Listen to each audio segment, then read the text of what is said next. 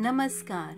आज आपल्या किचनमध्ये आपण चटपटीत सोप्या पद्धतीने आंबट गोड असं कैरीचं लोणचं बनवण्याची रेसिपी मी तुमच्याशी शेअर करणार आहे।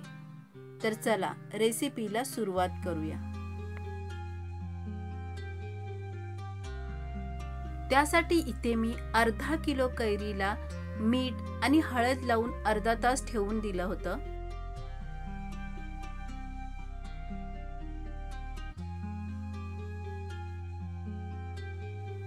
आता इथे एका कढईमध्ये मी 2 ते 3 चमचे तेल घेतलं आहे।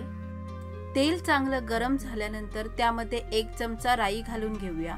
राई चांगली तडतडली की त्यामध्ये 1 चमचा जिरं घालून घेऊया।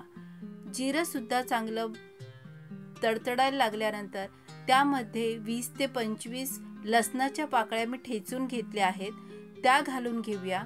आणि हा लसूण आता चांगला सोनेरी रंगावर येईपर्यंत आपल्याला परतून घ्यायचा आहे।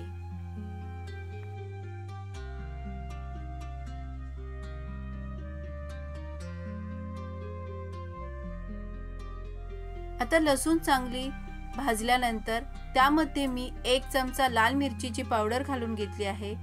1 चमचा लोणच्याचा तयार मसाला घालून घेतला आहे। आता हे मसाले आपल्याला तेलावर चांगले परतून घ्यायचे आहेत।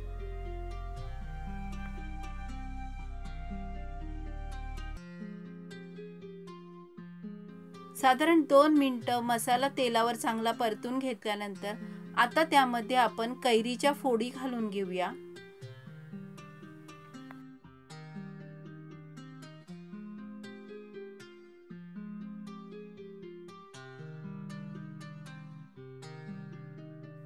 त्यानंतर आपल्याला इथे गूळ घालून घ्यायचा आहे।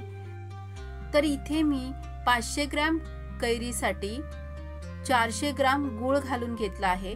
गुळाचं प्रमाण तुम्ही तुमच्या आवडीनुसार कमी जास्त करू शकता।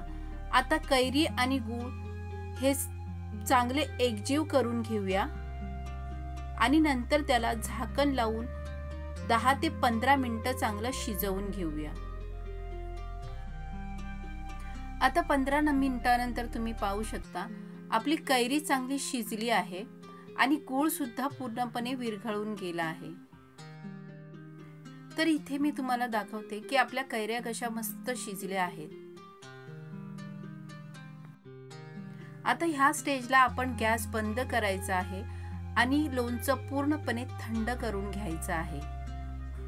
लोणचं थंड झाल्यावर थोडं ते घट्ट होतं।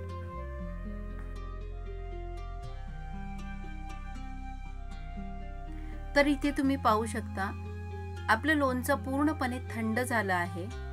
आता हे आपण एका काचेच्या बरणीमध्ये भरून ठेवूया।